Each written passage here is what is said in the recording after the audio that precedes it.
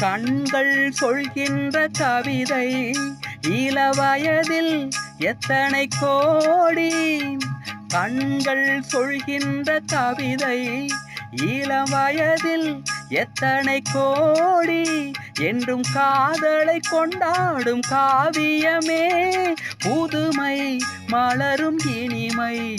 அந்த மயக்கத்தில் இணைவது உறவுக்கு பெருமை. சின்ன கண்ணன் அழைக்கிறான், சின்ன கண்ணன் அழைக்கிறான். ராதையை பூங்கோதையை அவள் மனம் கொண்ட ரகசிய ராகத்தை பாடி சின்ன கண்ணன் அழைக்கிறான்.